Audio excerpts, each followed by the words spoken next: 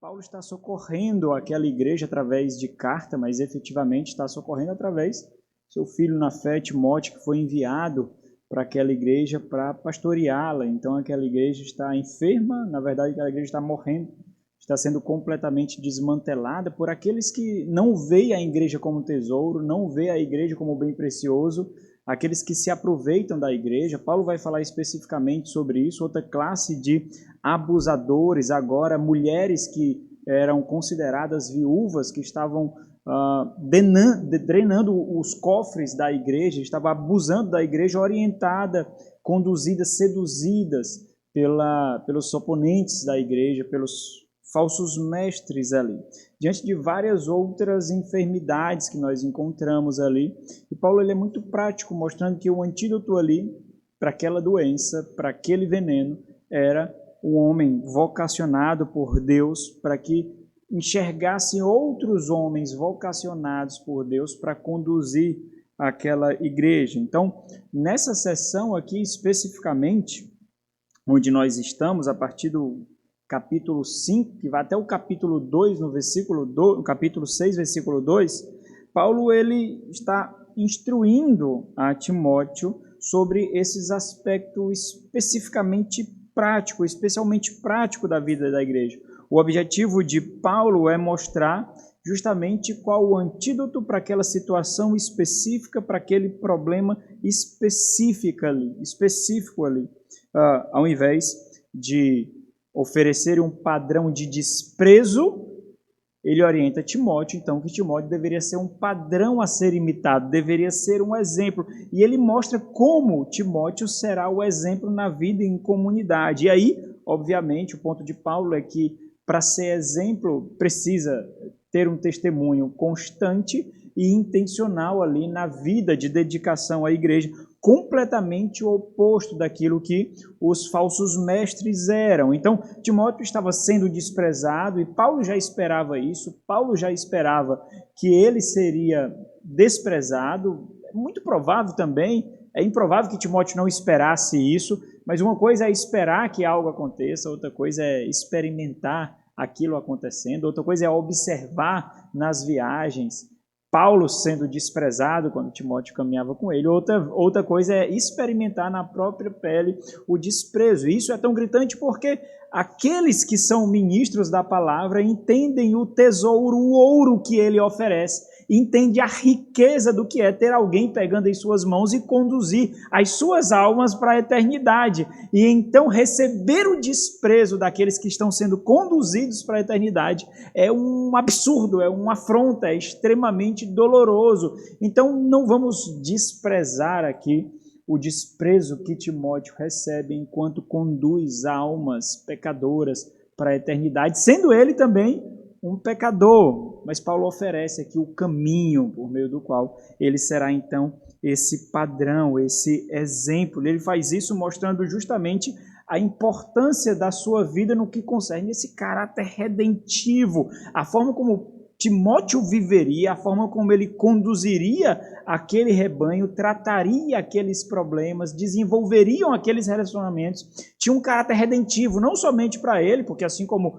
os líderes sucumbiram ali ao falso evangelho, aos falsos profetas, ele também poderia sucumbir, e ele era o último socorro, a última ajuda. Se ele sucumbisse ali, isso significaria no final do capítulo 4, que ele perderia então a sua vida e muito provavelmente ele está se referindo a esse caráter espiritual da sua vida, mas também aqueles que o ouvem também estariam sem socorro, sem chance, sem luz. E Paulo mostra justamente isso, a importância do caráter redentivo, salvífico de um ministério fiel, de um ministério intencional, de um pastoreio saudável.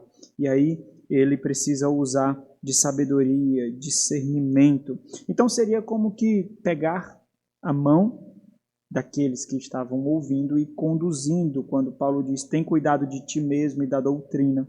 Continua nestes deveres, porque fazendo assim, salvarás tanto a ti mesmo como aos teus ouvintes. O ponto de Paulo é que o pastor ele precisa considerar os diferentes e específicos grupos dentro da igreja, justamente para que eles possam ser moldados pelo Evangelho. Cada um receberá uma palavra de uma forma.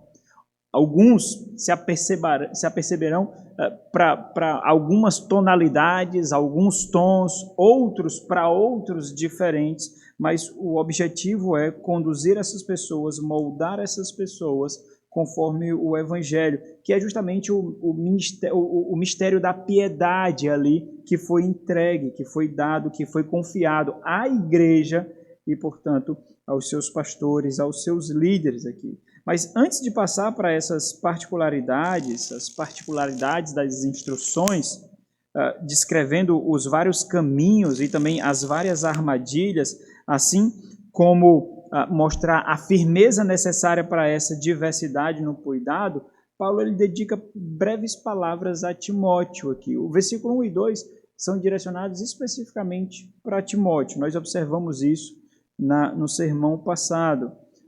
Paulo observa o cuidado na correção que Timóteo deveria ter. A correção era para edificação, não é para satisfação emocional, não é porque ele está com raiva, não é porque ele está sendo desprezado e ele vai machucar e ele vai ferir.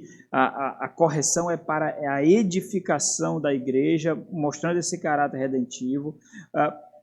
Timóteo deveria tratar das particularidades como particularidades, mas sem qualquer parcialidade. Todos deveriam ser repreendidos, todos deveriam ser exortados, todos deveriam ser corrigidos, mas observando justamente, alguns eles iriam usar palavras mais duras, outros ele deveria usar palavras mais mansas ou suaves, porque o objetivo é chegar ao coração. Nós temos caminhos diferentes para chegar ao coração. Alguns têm um caminho mais direto, outros precisam dar círculos e círculos, outros parecem Israel no 40 anos no deserto, rodando e rodando e rodando e ninguém acha o coração. Existem caminhos diferentes para o coração, existem particularidades, existem muitas armadilhas, existe areia movediça ali, mas Timóteo deveria observar isso.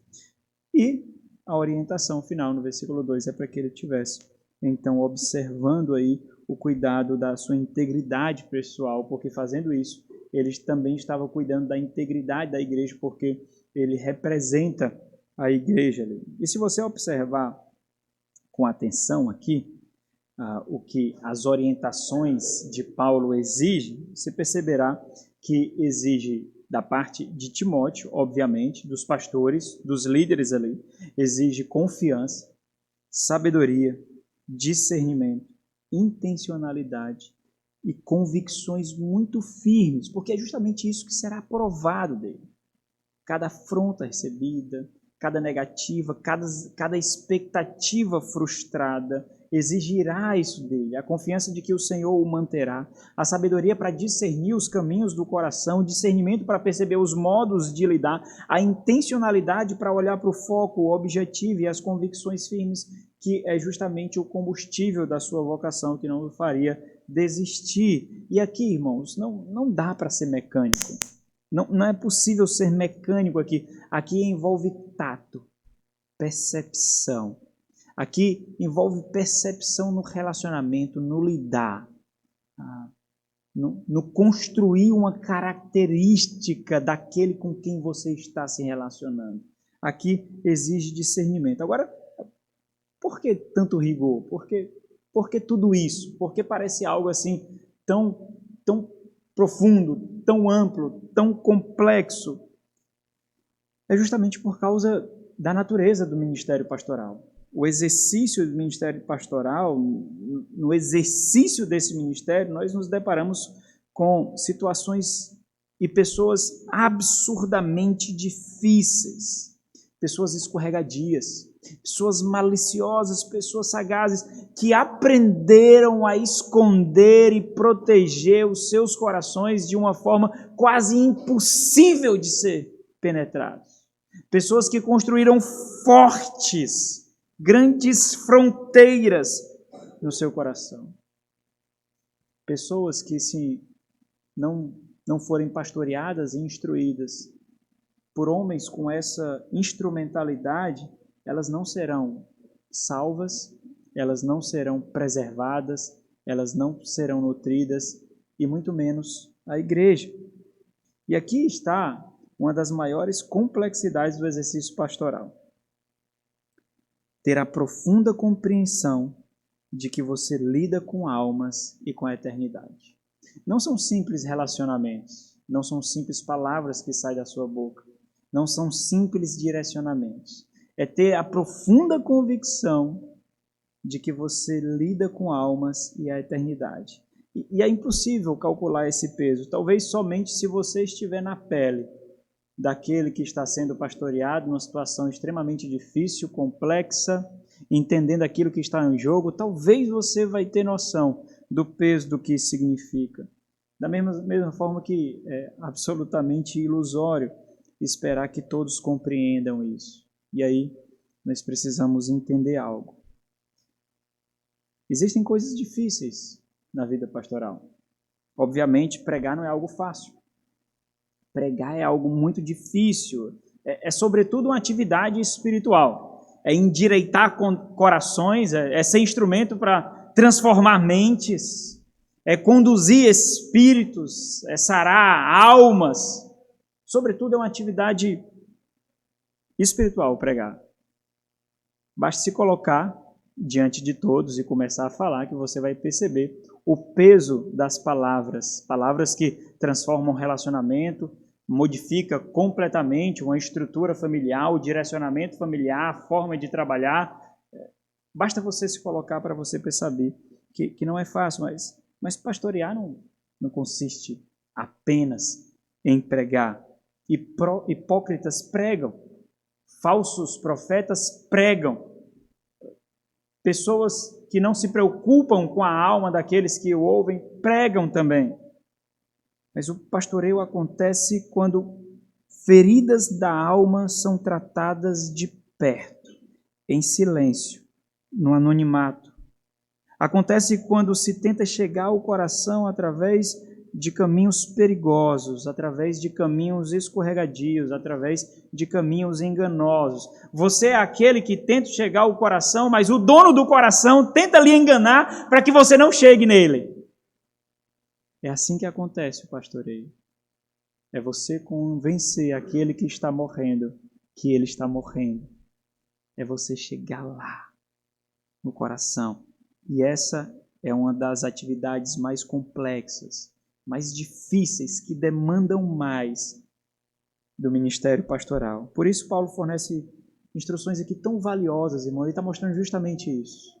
Aqui Paulo mostra a necessidade de firmeza em tratar uma situação extremamente delicada da igreja, que envolvia muito, mas muito disposição emocional. E ele descreve aqui os caminhos, então, do coração, os caminhos de preservação do ideal de Deus. E nós vamos observar o mesmo tema que vimos no último sermão, pastoreando a igreja do Senhor, a diversidade no caminho. O tópico aqui que seria viúvas, né? Ou então o cuidado dos cofres da igreja, mas mostra mais essa necessidade, por isso que eu mantive o mesmo tema, pastoreando a igreja do Senhor, a diversidade no cuidado.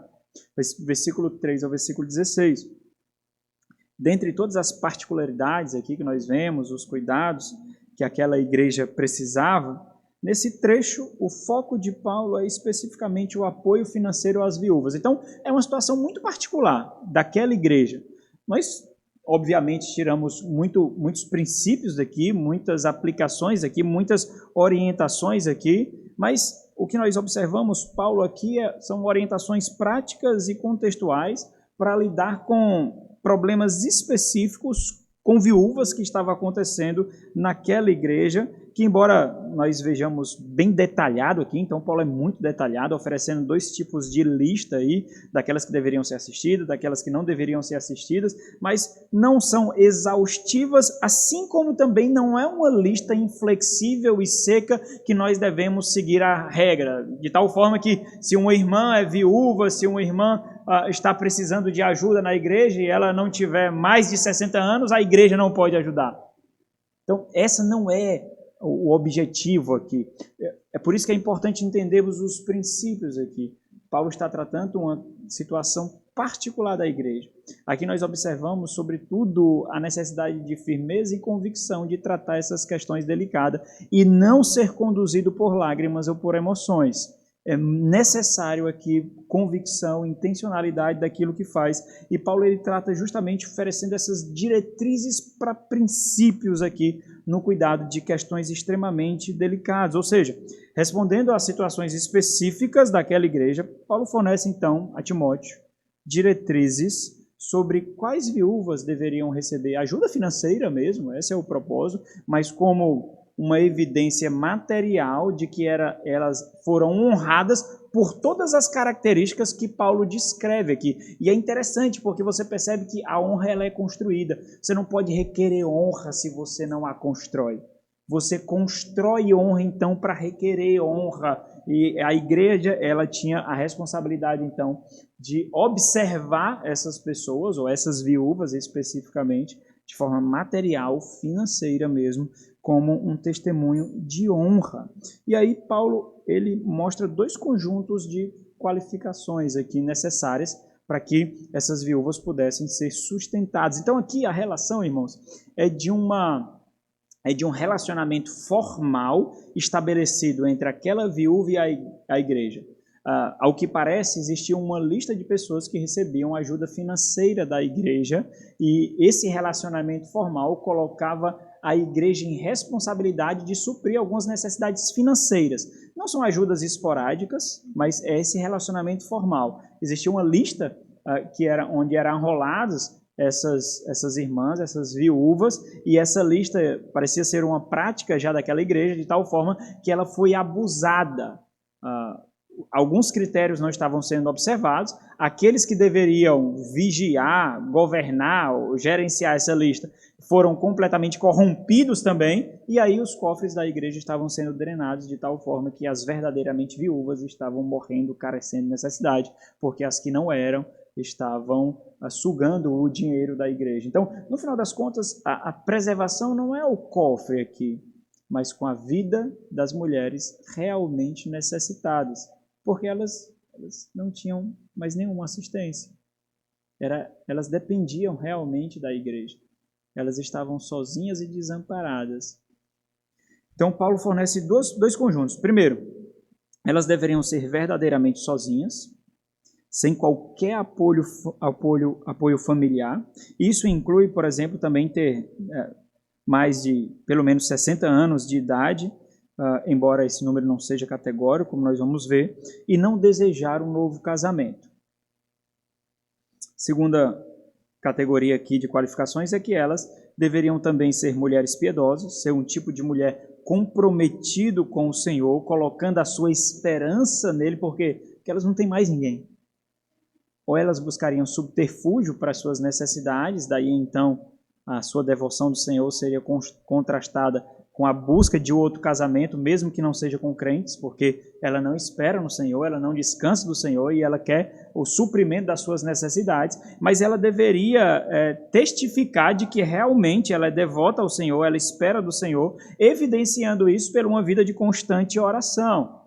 E o seu testemunho, o testemunho que ela construiu ao longo do tempo, deveria, por exemplo, testificar da fidelidade do casamento que ela desfrutou e de que ela não foi preguiçosa, que ela não foi ociosa no lar, que é justamente um ponto negativo que faz com que mulheres não sejam assistidas pela igreja. Então, Paulo fornece duas categorias aqui. O ponto de Paulo não é, por exemplo, como alguns entendem, detalhar os deveres que deveriam ser desempenhados por aquelas viúvas que seriam arroladas nessa lista para receber sustento financeiro da igreja. O ponto de Paulo não é esse. Na verdade, ele fornece a Timóteo essas evidências, qualidades, e talvez esse é o grande ponto de destaque, irmãos, porque isso desconstrói o caráter emocional, emotivo da análise.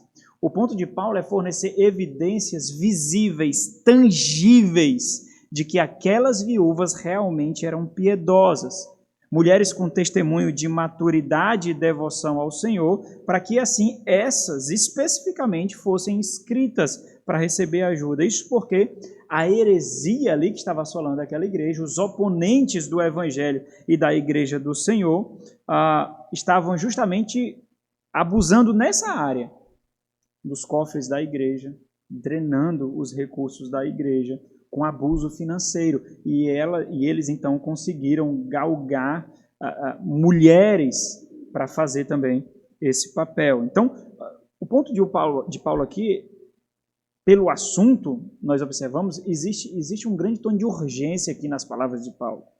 E a urgência demonstrada por Paulo, ao tratar desse tipo de assunto especificamente, é justamente por saber que viúvas realmente necessitadas estavam sendo desassistidas por causa do abuso de outros, mas especificamente por causa do abuso de outras. E essas abusadoras já haviam, na verdade, apostatado de Cristo e da igreja e estavam sugando os cofres da igreja que eram mantidos por crentes, por pessoas que amavam o Senhor. Então, deveria ser usado adequadamente. Então, observe toda a reflexão inicial que nós já tiramos aqui desse panorama. Por que eu estou demorando tanto isso? Porque quando nós formos por versículo vai ser mais simples para você entender.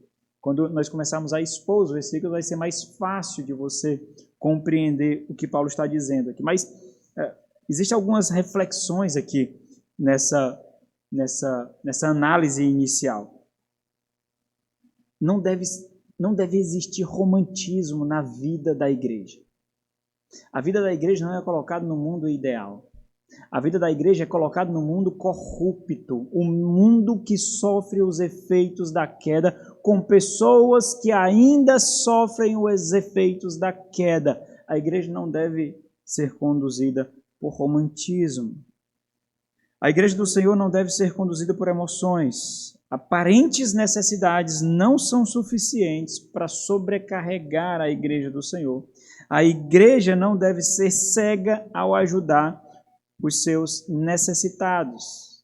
Na verdade, no primeiro momento, é necessário averiguar a necessidade daqueles que se dizem necessitados. Todavia, fica algo absolutamente claro aqui. Aqueles que são verdadeiramente necessitados da igreja, sejam viúvas ou não, e esse é um princípio aqui, embora o texto esteja falando especificamente de viúvas, mas o ponto aqui são os necessitados. Aqueles que são necessitados da igreja não devem ser desamparados. Esse é um ponto muito, muito claro aqui. Esse é um ponto muito óbvio. Então, nós vamos ver 3 pontos. O cuidado financeiro aos membros da igreja, viúvas. A proteção contra os abusos à igreja, viúvas também. E a proteção para que a igreja não seja sobrecarregada. Então, o primeiro ponto aqui, o texto ele faz 6 contrastes e ele vai intercalando. Você observa aí, quando ele vai desenvolvendo, ele apresenta várias adversativas, mas, porém. A ideia dele é intercalar as viúvas que são verdadeiramente viúvas. O versículo 3 é o título para toda a sessão, ele vai se repetir no versículo 5, no versículo 16, porque o objetivo é mostrar justamente o que a igreja deve considerar como verdadeiramente viúva. Não é somente se o esposo morreu, porque viúva aqui assume outro significado mais amplo, significado de necessitado, de necessidade, de desamparado, de não ter assistência de mais ninguém. Daí então o seu teste de devoção, porque se ela não tem assistência de mais ninguém, ela tem 2 opções. A opção seria confiar completamente no Senhor e não ligar para a sua barriga, mas esperar no Senhor. E a outra opção seria buscar de qualquer forma, por meios espúrios, qualquer forma, um novo casamento para conseguir o sustento, ou de outras formas quaisquer. Daí a necessidade, então, é um instrumento de averiguação, é um termômetro aí de fé, de piedade. Então o versículo 3, ele sintetiza, e ele vai intercalando entre um versículo e outro, mostrando quem é verdadeiramente viúva, quem não é verdadeiramente viúva, quem deve ser inscrito, quem não deve ser inscrito. Mas eu vou expor desse jeito para os irmãos. Eu agrupei os versículos que falam das verdadeiramente viúvas, e esse ponto será o primeiro, o cuidado financeiro aos membros da igreja, e agrupei os versículos que falam daquelas que não deveriam receber o sustento, aquelas que não são verdadeiramente viúvas, na consideração da igreja, e aí é por isso que não pode ser uma lista inflexível e seca, caso contrário, a mulher que perdeu o marido já deveria ser considerada viúva, independente do testemunho dela, independente da fé dela, e então deveria usar os meios financeiros da igreja, que deveria ser dedicada aos santos, aos membros da igreja e à expansão do reino. Então, existem vários aspectos de proteção aqui, né? No segundo ponto, a proteção contra os abusos da igreja. Eu agrupei os versículos, então, que fala sobre aquelas que não deveriam receber sustento. E eu coloquei um pontinho muito pequeno, que são implicações importantes aqui da proteção para que a igreja não seja sobrecarregada, de observar que, em vários momentos, por mais que existam necessitados na igreja, e aqueles necessidades não se encaixem numa categoria de testemunho de devoção que exija, ao ponto de exigir sustento financeiro da igreja, apoio financeiro da igreja, a igreja não deve fazer isso e isso não vai cair sobre a responsabilidade da igreja. É um ponto observado por Paulo aqui. Então, primeiro ponto, a proteção contra os abusos da igreja. Então, o cuidado aqui exige proteção, e essa deve ser a preocupação do Paulo. O ponto de Paulo aqui é que ele exercerá cuidado, mas à medida que ele exerce cuidado, ele também protegerá a igreja. Então, observe o que está acontecendo aqui. Aquela igreja está à beira da morte, está sendo completamente desmantelada, os falsos mestres estão abusando de todas as formas, as suas heresias estão se espalhando como câncer ali desenfreado, e para tratar a igreja nessa situação, alguns, por exemplo, poderiam simplesmente fazer vista grossa. Olha, nós não devemos lidar com essa questão agora, é uma questão muito delicada, nós não devemos bater de frente, vamos continuar fazendo o que vinha sendo feito, e então nós vamos observando outras áreas. Mas o ponto de Paulo aqui é de que justamente essa situação deve ser tratada com absoluta firmeza, e obviamente essa era uma situação gritante demais, naquele contexto especificamente, para que Paulo trate dessa forma. Se você observar, são muitos versículos dedicados a esse problema. Então, se havia características de viúvas, verdadeiramente viúvas, que seriam honradas pela igreja, da mesma forma, havia características de viúvas que não eram verdadeiramente viúvas. E existe um detalhe muito importante aqui, que eu já observei para vocês, é essa categorização do que é viúva e de como a igreja deveria honrá-la justamente com apoio material. E viúva aqui, como eu mencionei, não significa apenas perder o marido, mas significa ser completamente desamparado, desassistido. E aí esse princípio, então, nos ajuda a não observar para a idade, que parece ser um ponto extremamente particular lá, mas a devoção e o desamparo. Então, observa o versículo 4. Aqui nós vamos ver, versículo 4, 6, 11 a 15. Desculpa. Versículo 3, 5, 7, 9 e 10. 3, 5, 7, 9 e 10. O cuidado financeiro aos membros da igreja. Então, Paulo aqui, ele fornece caminhos extremamente especiais para Timóteo.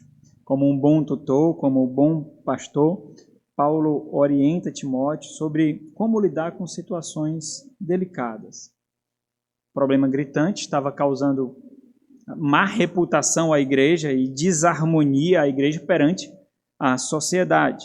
O versículo 3, ele assume essa categoria, então, que ele vai mostrar, provar isso, o que é verdadeiramente viúvo ou não, e ele diz, honra as viúvas verdadeiramente viúvas. Honra aqui, de uma forma mais ampla, seria uma alusão ao quinto mandamento, honrar pai e mãe, seria uma consequência disso. Então, numa forma ampla, assumiria o significado de respeito, de estima, de reverência, entendendo a autoridade, a dignidade que aquela pessoa tem. Mas, à luz do contexto que nós vemos aqui, ele assume outro significado. A ideia é realmente de honrar zelosamente, materialmente, zelar financeiramente por aquela pessoa. Então, honra aqui significa ir muito além das palavras e das disposições interior do coração. Seria a mesma coisa de você dizer que ama alguém, mas não demonstra evidências disso. As suas palavras, elas são como que algodão doce, ela se desfaz, né? Então, a igreja deveria testificar da honra para com aqueles que viveram zelosamente. E Paulo vai demonstrar o que significa, então, viver piedosamente, viver de tal forma que requeira honra da igreja. Então, honrar aqui vai muito além de palavras, vai muito além de prezar pela dignidade da pessoa, de preservar, de suportar, significa realmente apoiar financeiramente. Então, existem cuidados que devem ser considerados na prática mesmo. A igreja, por exemplo, ela não deve ser desprotegida nessa área, caso contrário, ela vai ser completamente abusada. Essas viúvas, elas deveriam ter características que a tornassem dignas de honra, da mesma forma que a igreja não poderia ser sobrecarregada. E ele vai desenvolver justamente isso. Quem são as verdadeiramente viúvas, quem não são. O que Paulo faz aqui, a partir desse ponto, é estabelecer esses contrastes, que nós não observaremos aqui como os contrastes que ele estabelece. Se você lê aí de forma linear, você vai perceber esse contraste que ele faz, mas em caráter mais pedagógico nós vamos observá-lo por bloco aqui. Então, nós vamos observar separadamente. Viúvas, quem são viúvas verdadeiramente viúvas? Versículo 5. Aquela, porém, que é verdadeiramente viúva e não tem amparo. Aqui é deixada totalmente sozinha. Espera em Deus, ela coloca a sua esperança no Senhor e persevera e permanece e continua em súplicas e orações noite e dia. Então, observe a importância do que Paulo está configurando aqui. Não ter amparo significa ser deixada sozinha, significa ser removida de qualquer possibilidade de ajuda, como devota ao Senhor, portanto, como crente, portanto, ela não buscará subterfúgios pecaminosos para conseguir sustento, por mais que isso poderia se enquadrar em uma desculpa plausível. Ela estava desamparada, ela estava passando fome, ela estava passando necessidade, ela não tinha como pagar suas despesas. Então, parece haver uma desculpa plausível aí. Mas imagine por que o Senhor nos coloca em situações que Ele prova a nossa fé. Justamente por isso, para provar a nossa fé. Eu sei que é muito fácil falar e não experimentar. Eu sei que é muito fácil falar e não experimentar. É muito fácil falar que nós devemos nos manter firmes na fome se nós não passamos fome. É muito fácil falar que nós devemos nos manter firmes no desprezo, na marginalização, se nós não passamos por isso. Mas o ponto de ser difícil ou não faz com que não seja verdadeiro ou não. Esse ponto aqui é fato, então. É justamente nessas necessidades, nessas dificuldades, que ela demonstraria a veracidade da sua conversão. Porque ela poderia mascarar um determinado período de tempo, a igreja então não usaria o tempo necessário para averiguar, e essas diretrizes aqui para considerar a devoção verdadeira ou não, e ela então mascararia essa piedade para conseguir a cesta básica, para conseguir recursos financeiros, para conseguir pagar o aluguel, para conseguir sustento. Ela passaria o tempo necessário, então, para mascarar essa devoção a ela. Essa mulher aqui, apontada por Paulo, ela é marcada pela esperança no Senhor. Então, o ponto aqui é que a devoção e o temor faria com que as circunstâncias não mudassem as inclinações do seu coração. Ela espera no Senhor.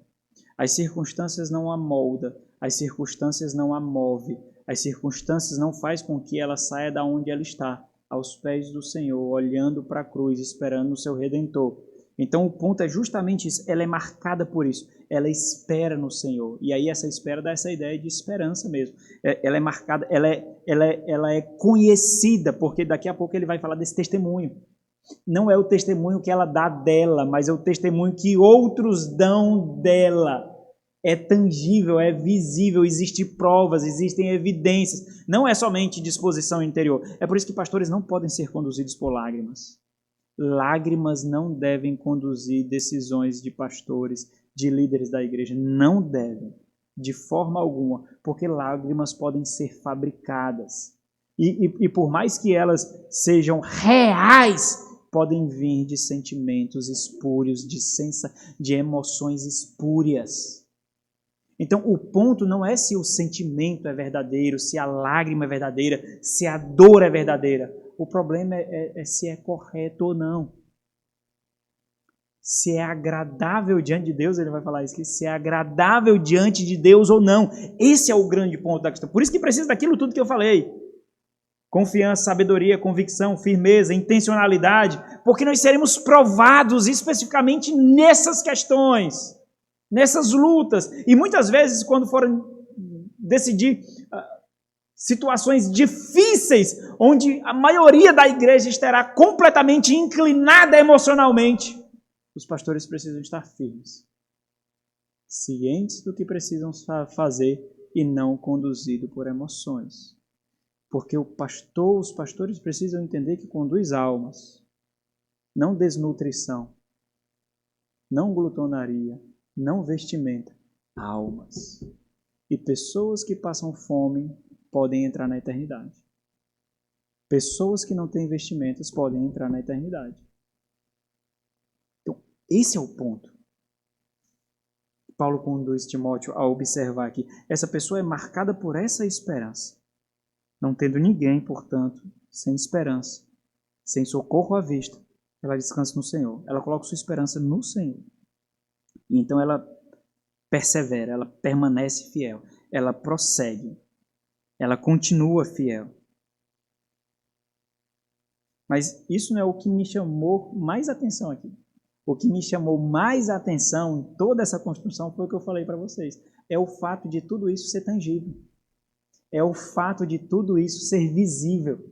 É o fato de tudo isso ser capaz de averiguação. Isso é o ponto mais gritante.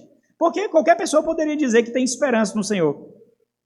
Tem pessoas que não vão à igreja quase nunca. E elas dizem que têm esperança no Senhor. Tem pessoas que têm uma fé mais aguada do que a água naquele gelágua. Mas têm esperança, dizem que têm esperança no Senhor. O ponto é ter um testemunho de tal forma cujas palavras podem ser tocadas, cujas palavras podem ser vistas por aqueles que vivem ao nosso redor. É quando você fala e as pessoas tocam. É quando você fala e as pessoas veem. É quando você vive e a sua vida exala algo de tal forma que as pessoas testemunham a seu respeito. Essas mulheres tinham que ter essas características. Será que era fácil entrar nessa lista? Parece que era difícil entrar nessa lista aqui, né? Parece que era difícil entrar nessa lista. Então foi isso que mais me chamou a atenção aqui. Lembre de que Paulo está fazendo aqui, ele está apontando características que possam ser visíveis, tangíveis, percebidas. Portanto, toda essa devoção não é subjetiva, de forma alguma, é visível. Isso seria evidenciado, então, por súplicas e orações, noite e dia. Noite e dia. Olha a necessidade de igrejar aqui. Olha a necessidade de viver a vida da igreja. Como nós observaremos que as necessidades que as pessoas estão passando são verdadeiras? Como nós ajudaremos em relacionamentos que nós não participamos? Como? Como nós chegaremos ao coração daqueles com quem nós não convivemos? Não dá. Não dá, irmãos. As pessoas constroem uma vida de conto de fadas e um dia o vento sopra e o castelo cai e essas pessoas veem outras que vivem a vida da igreja incansavelmente, casamento equilibrado, filhos equilibrados, e essas pessoas que constroem uma vida de faz do contas e fajutas, olham para as pessoas que têm uma vida equilibrada e diz: eu queria viver essa vida, mas existe um caminho a trilhar. E muitos não querem trilhar esse caminho, mas querem a coroa de louros. Eles não querem trilhar o caminho. Existe algo a ser construído aqui. E observa, quando Paulo vai fazer a descrição, é justamente isso. Essas mulheres devem ter vivido de tal forma que exija honra. Exigir aqui seria um termo difícil, né? Mas constrange a igreja a honrá-lo. Olha, é impossível. As necessidades dessa pessoa são gritantes o suficiente para nós, para não fazer cálculo algum. Seria isso, né? Seria isso. Então,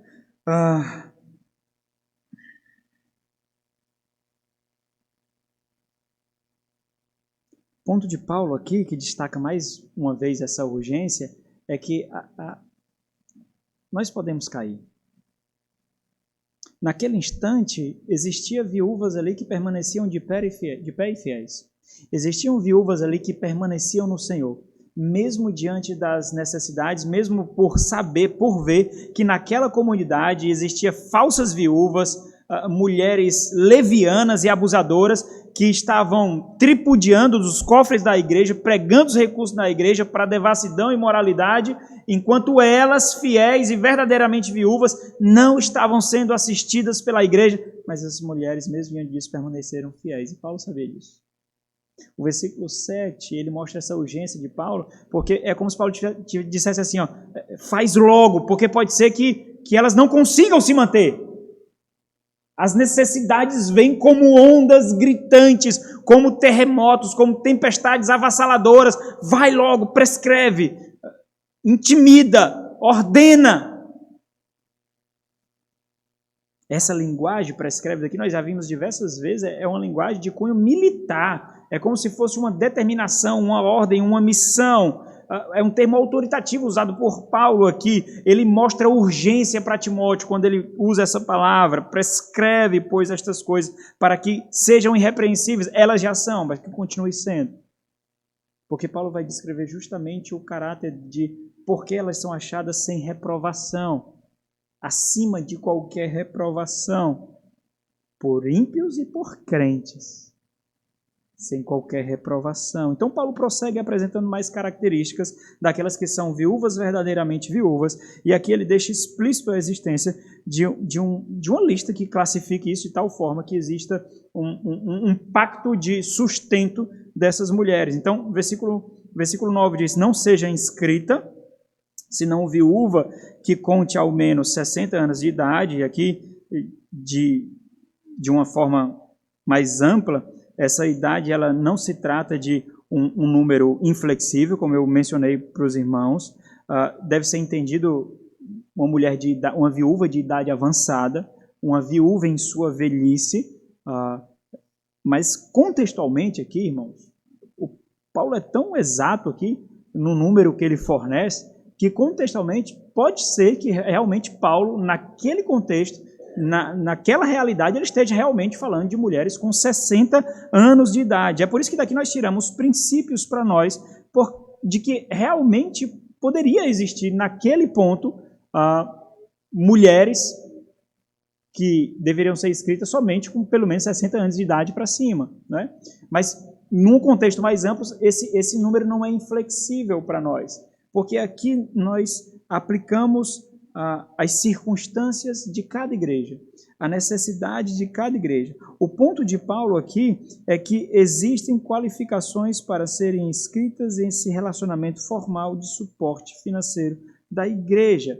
E isso corresponde a aspectos particulares, peculiares da igreja. E aí é um ponto importante de entender. Às vezes nós nos deparamos com pessoas que vivem a vida da igreja em outros contextos, em outras particularidades, em outras realidades, e de repente eles precisam responder a situações parecidas com as nossas. Eles precisam responder, solucionar problemas parecidos com, sei lá, problemas que nós estamos passando ou que nós passamos.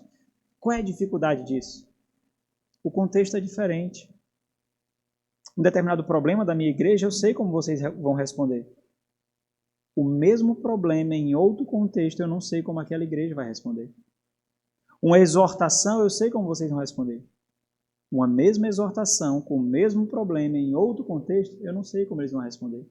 Então, situações específicas. É muito importante, porque o literalismo faz com que a gente veja pessoas morrendo, porque tem 59 anos e 11 meses, e não ajudamos, e ficamos com... O pior não é isso, não. O pior é ficar com paz na consciência. Legalismo, rigidez, falta de discernimento e sabedoria. Então, Paulo está respondendo situações específicas, mas deixa para nós princípios aqui. As qualificações a seguir, elas se referem, Paulo dá mais uma lista aqui de qualificações, e ela se refere ao testemunho de vida aqui. O testemunho de vida não é o testemunho de um mês, não é o testemunho de uma semana, não é o testemunho de um ano, é um testemunho, por exemplo, que testifica da forma como ela vivia o relacionamento conjugal, e da forma como ela se manteve no relacionamento conjugal, por exemplo. E Paulo, ele passa a mencionar várias características. Então ele diz, tenha sido esposa de um só marido, aqui a ideia de fidelidade no casamento, não corresponde a ser casado só uma vez.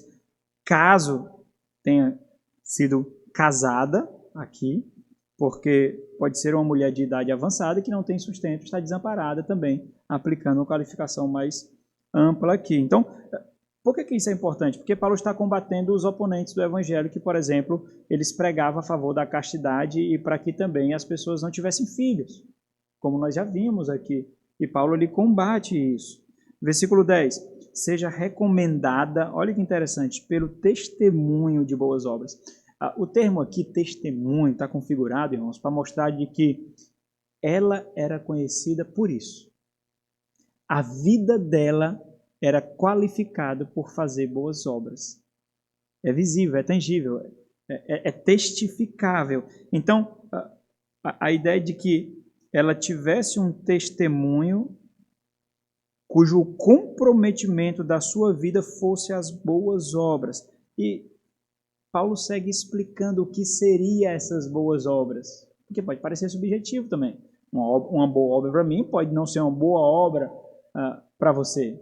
Paulo ele explica o que é essas boas obras. Ele diz, tenha criado filhos. Aqui, se ela tivesse filhos, né? Tenha criado filhos. Exercido hospitalidade. Literalmente o texto quer dizer exercido hospitalidade a estranho. Porque uma coisa é exercer hospitalidade aos seus parentes. Literalmente o texto diz exercer hospitalidade a estranho. A característica seguinte está relacionada à anterior, porque era justamente aquilo que ela faria se recebesse, por exemplo, crentes em sua casa, cristãos que estavam de viagem em sua casa. É o que ela faria, que é lavar os pés dos santos. E essa era uma marca de servidão e humildade. Um ambiente seco, completamente empoeirado. E aqui está ligado a esse ponto interior de hospitalidade que testifica do bem-estar do convidado diante da minha humilhação e contrição.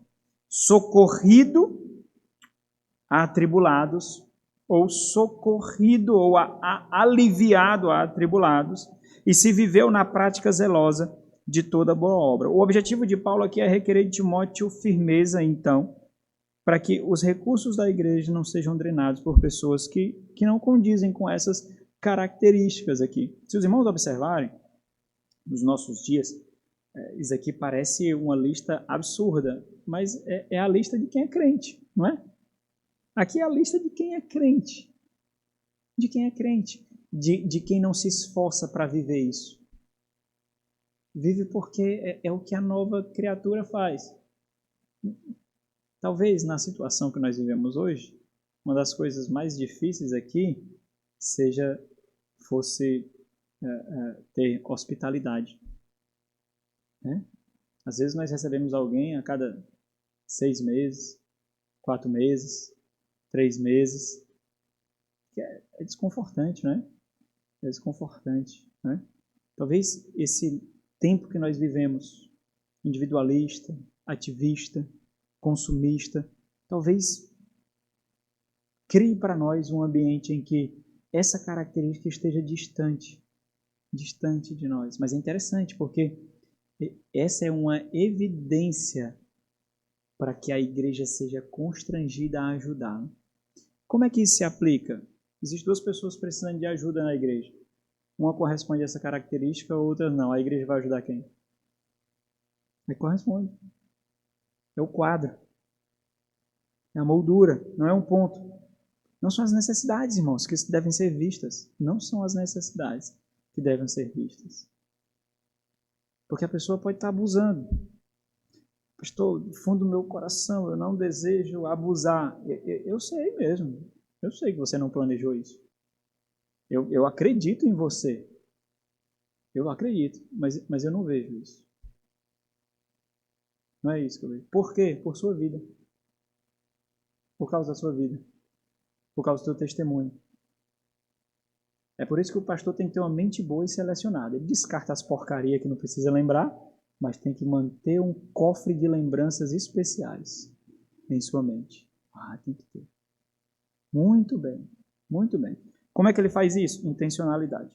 Proteção contra os abusos da igreja. A igreja, nós já vimos aqui, Paulo está tratando de um ambiente completamente perigoso aqui. O ponto dele é que ele seja firme, Timóteo deve ser firme. E existem detalhes interessantes aqui. Observe que ele está detalhando, então, aquelas que são verdadeiramente viúvas e aquelas que não são verdadeiramente viúvas. Existe uma lista para essas também.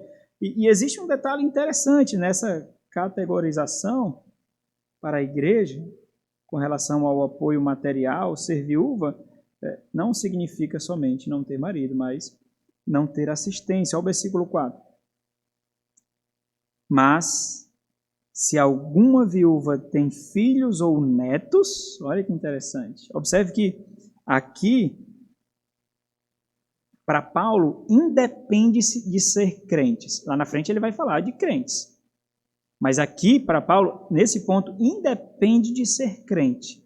A responsabilidade primária aqui são dos filhos ou netos, e não sobrecarregar a igreja. Isso é importante porque o ponto de Paulo aqui é, caso tenha filhos ou netos, essa mulher ainda ela pode ser assistida, ela não está desamparada, ela não está completamente sozinha. A responsabilidade não deve cair sobre a igreja, mas sobre os seus. Aqui vem aquele sofrimento pedagógico. É quando nós observamos o sofrimento, sentimos a dor, mas não podemos agir. É interessante como é difícil de exercitar isso. Mas é nesse ponto que nós demonstramos maturidade, sabedoria para maturação do ensino. É quando um irmão quer agir, você diz, agora não. Pastor, eu vou dar uma oferta. Não dá não. É por isso que tem que passar, os recursos têm que passar pela liderança da igreja para auxiliar os membros. Não pode ir direto para os membros, porque você não conhece os membros como os líderes conhecem, simplesmente porque eles olham com outros olhos. Eles não olham com o olhar ideal e romântico que muitas vezes você olha um para o outro. Muitas vezes o olhar é pessimista, avaliador, porque ele é um supervisor, não um bispo. Supervisor. Ele olha assim, ele olha um pouquinho mais além. E por isso que os recursos devem passar pela igreja, pela liderança, para que a liderança destine, ou então para que você seja conduzido de uma melhor forma de fazer isso. Irmão, aguenta um pouquinho. Olha, sua disposição foi maravilhosa mesmo, sabe? Muito bom, mas aguenta um pouquinho aí. Agora, mas ele está passando dificuldade, é a pedagogia da dor, meu irmão. Difícil. Por mais que muitas vezes se volte contra a gente. Por quê? Porque os líderes também podem passar necessidade, não pode? A pessoa pode dizer assim, mas quando eu estava precisando, ele não deixou. Não quis me ajudar. E agora que ele está, por que a gente tem que ajudar? Efeitos colaterais. Efeitos colaterais, né? Então, entenda aqui. Mas se alguma viúva tem filhos ou netos, que estes aprendam. Olha como é interessante isso. É pedagógico não somente para crentes, mas para ímpios. Aqui não está falando de crentes, irmãos. Filhos e netos aqui não são crentes. O aprender aqui seria aprender. Por isso que o testemunho de vida vai constranger a igreja ou não. Porque às vezes você pode ser crente ou não crente, mas você criou filhos que não lhe assistem. Hoje é assim. As pessoas criam filhos para que elas façam outros filhos e que você crie os seus netos, porque ela não tem responsabilidade de criar os filhos dele. Não é assim? É assim. As pessoas não estão criando, as pessoas criam filho como roleta russa. Se der certo, deu. Se não der certo, não deu. Vamos apostar. Afinal de contas, nós estamos num mundo bom, ideal, maravilhoso, onde não existe pecado. Então, pode ser que tudo dê certo, né? Não. Mas é assim. As pessoas criam meninos,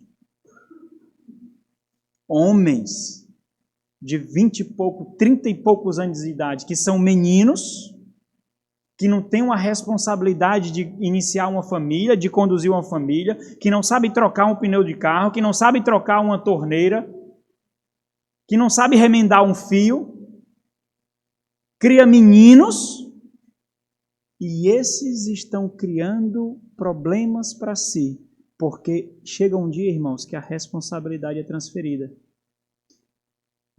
Nessa jornada da vida, os pais são responsáveis pelos filhos. Mas o que Paulo ensina aqui é que chega um tempo onde essa responsabilidade é transferida de tal forma que os filhos serão responsáveis pelos pais. Mas os pais não criam filhos pensando nisso. E por isso, o que é que vai acontecer? Eles colherão os frutos. Eles colherão os frutos nocivos do seu desleixo, da sua falta de propósito, da sua falta de intencionalidade. Eles colherão os frutos. E é pedagógico aqui, porque o ponto de Paulo é que até mesmo esses aprendam o valor do pai, o valor do avô, o valor da mãe, o valor da avó. Aprendam como? No choro dela, nas necessidades dela, nas dores dela. Por quê? Porque o quinto mandamento, ele recai sobre ímpios e crentes. Ímpios e crentes devem honrar pai e mãe. Não é só crentes, não. Ímpios e crentes devem honrar pai e mãe. Então, vendo a agonia, vê a condição, quando a igreja simplesmente dá, nós corrompemos o aprendizado. Pode ser um veículo de graça também para salvar, não pode? Nós corrompemos. Ah, mas eu amei. Amor não. Você não amou. Você amou as características mundanas e terrenas. Foi isso que você errou, amor. Você não olhou para a eternidade. Você não olhou para a alma dele. Você olhou para esse corpo que será comido pela terra, pelos vermes. Você não olhou pela alma que será comida no inferno. Você não olhou. Não olhou. Deixa gemer. Deixa chorar. Deixa sentir dor. Deixa ficar enfermo. É a alma que nós olhamos. É a eternidade que nós olhamos. É isso. Deixa cair lágrimas. Nós também choramos juntos, mas não podemos fazer nada agora. Mas nós choramos juntos. Choramos. Por isso que às vezes é muito nocivo pais sustentar os filhos depois que casam. É muito nocivo isso. Não dá. Não dá. Deixa passar um andor um pouquinho. É interessante porque muitas vezes isso não aconteceu conosco, mas nós queremos fazer com eles. Meu pai vendia laranja descascada no sinal para comprar um leite que era quase um salário de uma semana, porque eu nasci de 7 meses e precisava de um leite especial. Laranja no sinal, descascadinha. Será que ele sabia o valor do dinheiro? É óbvio que sabia. Por que nós queremos tirar isso dos nossos filhos? Por que nós não ensinamos aos nossos filhos o valor das coisas? Um dia eles vão nos desprezar, irmãos. E você é o culpado. É óbvio que você é o culpado. Se é tão fácil assim para você drenar os seus recursos e não criar dignidade e honra nos seus filhos, tente criar honra por aquilo que deve ser honrado nos seus filhos, para você ver como é difícil. Difícil. Muito difícil. Mas é isso que deve fazer, para que eles aprendam, então. Exercer piedade. Piedade aqui não existe, não. Ele tem esse caráter de adoração, né? Porque ele vai ser respeitoso com a autoridade superior, e daí dá essa ideia, então, de que é um meio de graça que lhe conduzirá a alguma devoção, e porque isso é agradável ao Senhor, isso é aceitável ao Senhor. É interessante porque Paulo ele traz justamente essa configuração, é assim, vai chegar um tempo onde você vai requerer aquilo que você deu. É essa transição que passa. É a recompensa aqui, ó. Que estes aprendam primeiro da ideia de prioridade, a exercer piedade, a ideia desse respeito, dessa reverência.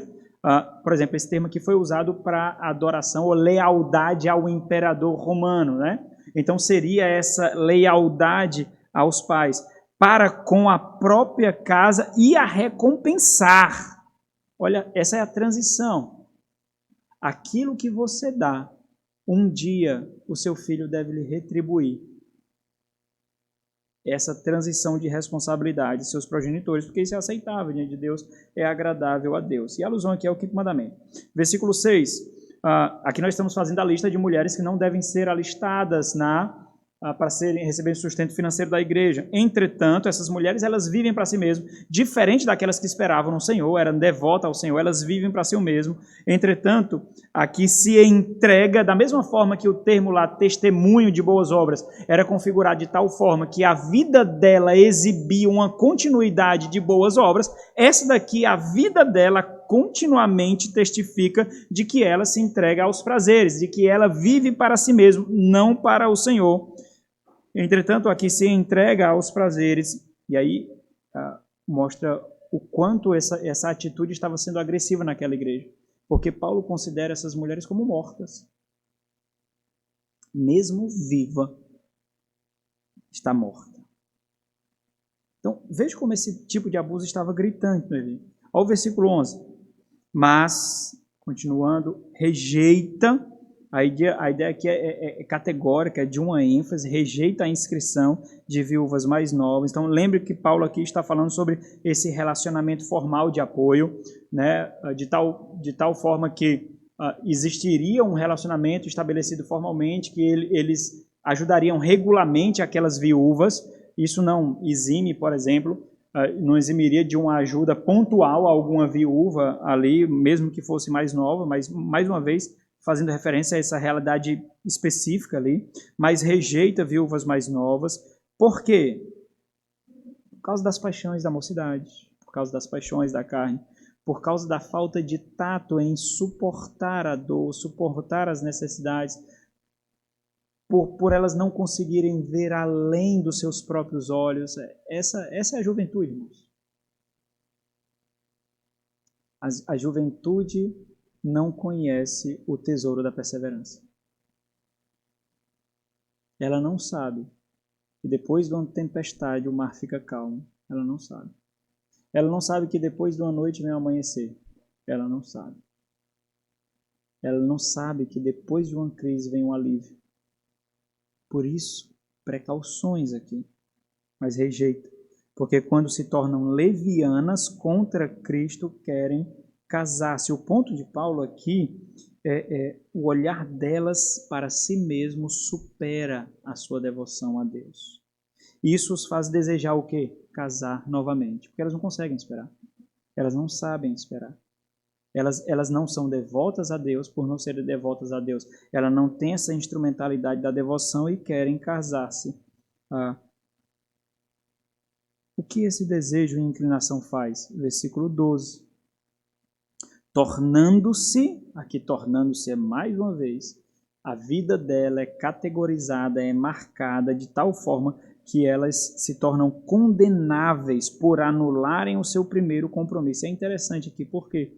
Porque o ponto de Paulo aqui é de que elas desejam tanto viver para si mesmo, elas desejam tanto não esperar em Deus, não passar pela perseverança, ao ponto, por exemplo, compromisso aqui é literalmente fé. Literalmente fé. O seu primeiro compromisso, sua primeira fé é com quem? Com o Senhor. Então a ideia de que essas mulheres estavam deixando o Senhor, deixando a igreja, contraindo o casamento com ímpios, só para satisfazerem as suas necessidades. Versículo 13. Além do mais, aprendem também com a mesma ênfase, com o mesmo entusiasmo, com a mesma devoção a si mesmo, aprendem também a viver ociosas, andando de casa em casa. A ideia de viver vagando, de viver na casa dos outros. Ele cria um cenário para dizer que era uma mulher que vivia em fofocas, se intrometendo em assuntos que não deveriam, falando aquilo que não deveria, como ele vai dizer aqui. E não somente ansiosas, mas ainda tagarelas ou fofoqueiras e intrigantes ou intrometidas, marcadas pelo quê? Falando o que não devem. Então, algo que parece essas jovens viúvas estavam recebendo ajuda financeira ao mesmo tempo que estavam vivendo segundo as heresias que eram pregadas ali, que assolavam a igreja, que eram contra Cristo e contra o testemunho da própria igreja. Então, Paulo dá uma ordem aqui, versículo 14. Quero, portanto, diante de tudo isso, então ele mostrou as duas listas, as mulheres as viúvas verdadeiramente viúvas e as viúvas que não eram verdadeiramente viúvas, mas estavam sendo consideradas por aquela igreja. Então já existia uma prática ali. Timóteo deveria chegar lá e dizer, essa prática acabou. Já existia um modo de viver a vida da igreja. Timóteo deveria acabar com aquilo ali, porque aqui está testificando contra a igreja. Então, diante de tudo isso que Paulo expôs, o que Timóteo deve fazer? Que as viúvas mais novas se casem. Mas se casem e comecem a criar um testemunho. Para lá na frente, elas requererem do Senhor. Obviamente, se casar aqui é se casar no Senhor. Criem filhos. Ele vai pontuar com outras características, ou usando outras palavras, aquela lista que ele descreveu das viúvas verdadeiramente viúvas. Que elas se casem, criem filhos, sejam boas donas de casa, não ociosas. Ser boa dona de casa é não ser preguiçosa. É não viver de casa em casa e desprezar a sua casa.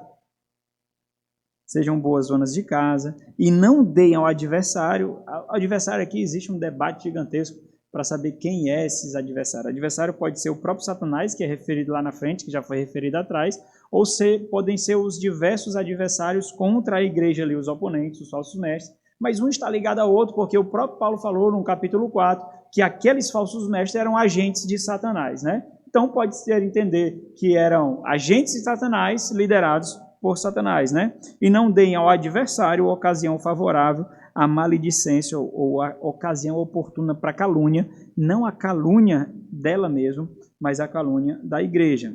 Versículo 15. Pois com efeito, já algumas se desviaram, seguindo a Satanás. E aqui, irmãos, o apontamento que eu queria fazer antes de concluir é a proteção para que a igreja ela não seja sobrecarregada. Diante de todo esse contexto que eu já falei para os irmãos, de que a igreja não é conduzida por emoções, de que lágrimas realmente elas não devem ser desprezadas, obviamente, mas elas não devem conduzir as decisões ministeriais da igreja. Elas não devem moldar as decisões da liderança da igreja. O direcionamento que Paulo diz aqui é que nós observemos as necessidades da igreja, as prioridades da igreja e o papel da igreja deve ser observado. E é justamente observar esse caráter pedagógico do sofrimento, da necessidade, da dor. Não é? E ele mostra isso no versículo 4, o versículo 8 e o versículo 16. Mas se uma viúva tem filhos, conforme nós já vimos, ou netos, que estes aprendam primeiro a exercer piedade ou devoção, ou respeito para com a própria casa e a recompensar. Paulo está falando de algo que deveria ser uma reflexão natural, até mesmo para ímpios. Meu pai me criou, meu pai me alimentou, meu pai cuidou de mim. O que eu posso fazer agora é também cuidar dele em sua necessidade. Minha mãe fez isso comigo, o que eu posso fazer agora é cuidar dela em sua necessidade. É algo natural, não é dispendioso. Né? Então, versículo 8. Assim como também é uma evidência da verdadeira conversão. Versículo 8 ele fala especificamente de crentes. Versículo 4 ele fala de uma forma geral. Versículo 8 ele fala especificamente de crentes. Ele diz, ora, se alguém não tem cuidado dos seus, seriam esses progenitores, e especialmente os da própria casa, tem negado, tem rejeitado, a ideia de apostasia mesmo, a fé, e é pior do que os descrentes. Por quê? Porque eles têm conhecimento do 5º mandamento e da lei do Senhor. Esses têm negado a própria fé. Então, o que é que nós devemos fazer? É por isso que crentes, eles não devem sobrecarregar o seu orçamento financeiro. Eles não devem sobrecarregar. Porque, dentre essas responsabilidades, obviamente, o seu lar vem em primeiro lugar, mas nós devemos planejar a nossa vida de tal forma, seja profissão, estudos, que nós possamos ajudar os nossos pais. Possamos ajudar. E isso tem que entrar em alguma medida numa escala de prioridade na nossa vida. Além do nosso entretenimento, além dos nossos prazeres, dentre as nossas necessidades, a ajuda com os nossos pais tem que estar em alguma prioridade. Como eu vou saber se está em prioridade? Se meu pai e minha mãe precisam da minha ajuda, eu não vou colocar o com que sobra. Pode até faltar o meu dinheiro para pagar alguma conta no final do mês para mim, mas o da minha mãe e do meu pai já vieram antes. Então, se faltou, não foi do dele, não, foi do meu. Faltou do meu, não foi no dele. O dele eu já passei. Por quê? Porque isso é honra. Isso é respeito. E por que chama de recompensa? Porque é de direito. Ele fez para requerer. É por isso que chama de recompensa. Ele fez para requerer. E é interessante porque Paulo fala isso para ímpios. Versículo 4, ele não está falando para crentes. Se isso é verdadeiro para ímpios, porque é algo que deveria ser natural, imagine para crentes. Imagine para crentes. Então nós devemos organizar a nossa vida, nós devemos estudar, nós devemos nos preparar profissionalmente, nós devemos organizar os nossos recursos financeiros. Por exemplo, lá em casa eu ensino os meninos que quando ganha qualquer tipo de dinheiro tem que dividir em 3 vezes. Primeiro para a igreja, depois para guardar e depois para divertir. Pronto, aí tem uma bodega lá na frente e eles vão divertir. Pronto, 3 coisas. Primeiro para a igreja, depois para guardar, para o dia mal. E depois para se divertir. Porque esse para guardar pode ajudar o amigo, pode usar para merenda, pode pagar. E para ajudar a igreja, né, mais que 10%, tá vendo? Divide em 3, né? O filho de pastor tem que dar 30, né? Você entendeu? Então, existe essa. Nós devemos organizar essa prioridade. Orçamento financeiro de crente não deve ser no limite. Como nós vamos ajudar o nosso irmão? Como nós vamos socorrer os necessitados? Como nós vamos ajudar nossos pais? Pastor, como é que eu faço? Estuda. Se profissionaliza. Te vira. Te vira. É simples. Fácil. Mas você tem que entender que aquilo que é uma necessidade não pode ser negociado. Ninguém negocia necessidade. Necessidade nós fazemos. Imagine se fosse o contrário. Se você precisasse do leite e vestimento e o seu pai simplesmente dissesse: eu acabei de comprar um videogame para mim. É isso que acontece hoje. Foi o videogame. Mario Bros. Vou jogar Mario Bros agora. No, sei lá, videogame que tá aí. Eu nem sei que videogame tá tendo agora. Eu só jogar Need for Speed. Ok, ora, se alguém... Versículo 16. Se alguma crente tem viúvas em sua família, mais uma vez remontando os crentes, socorra. E aqui são 2 imperativos que Paulo dá. Socorra e sobrecarregar. Então, socorra, por quê? Porque fazendo isso você também preserva a igreja e preserva o testemunho. E não fique sobrecarregado a igreja, para que a igreja possa socorrer as que são verdadeiramente viúvas. E aqui ele fecha como bloco. Então, irmãos, para findar, claro que muito do que foi visto aqui se enquadra em situações específicas, como eu fiz para os irmãos. Então, muito cuidado com o literalismo, sabe? Existem princípios que devem ser apontados de acordo com cada realidade, de acordo com cada necessidade. Daí, então, sabedoria, discernimento, intencionalidade, convicções são necessárias. Mas, diante de tudo que nós vimos, nós percebemos alguns princípios aqui. Primeiro, né? Chegará um tempo em que os filhos serão responsáveis pelos pais. E os filhos têm que saber disso desde cedo. E isso não é opcional, seja para ímpios, sejam para crentes. Na verdade, é um testemunho de devoção. Isso equivale a exercer honra aos pais e adoração a Deus, usando a linguagem de Paulo. Segundo, a igreja não deve ser conduzida emotivamente, drenando seus recursos devido a diretrizes emocionais. Ai da igreja, cujas emoções conduzem os corações de seus pastores. Ai da igreja, porque emoções são voláteis. E pecados também são emocionais. Terceiro, pessoas que abusam da igreja devem colher do fruto do seu abuso. Que é o quê? Abandono. As viúvas que não são viúvas, que abusaram, o que é que Paulo diz? Rejeita. Rejeita. E quando elas passarem realmente necessidade? Testemunho. Exige honra? Não. Rejeita. Rejeita. Aqui, meus irmãos, é necessário muita sabedoria, porque é um campo muito delicado e que trabalha necessidades reais, materiais e espirituais. Nós devemos sim pedir ao Senhor que conduza o nosso coração e os nossos olhos na mais profunda dependência e devoção a Ele, testificando da nossa fé e do nosso cuidado pela igreja, acima das nossas necessidades. Vamos orar. Nosso Senhor, obrigado, meu Deus, por tua palavra que mais uma vez abre os nossos olhos. Muito obrigado, Pai, por não nos deixar cegos em nossas próprias verdades, nos devaneios mais obscuros do nosso coração, embora completamente enganosos, sagazes, ardilosos. Ajuda-nos, ó Deus, que nós possamos testificar da nossa fé dia a dia, construindo um testemunho de devoção e temor, para que um dia, ó Deus, não recebamos somente a ajuda da igreja, mas sejamos honrados como uma experiência prévia daquilo que teremos com o Senhor quando recebermos a coroa da salvação. Ajuda-nos, ó Deus, que a nossa igreja seja marcada pelo cuidado dos órfãos, das viúvas, dos necessitados, que em nosso meio nós nos sintamos constrangidos de ver alguns com abundância e outros com necessidades reais, que nós sejamos constrangidos, ó Deus, e que tal problema seja drenado das nossas vidas. Em nome de Jesus.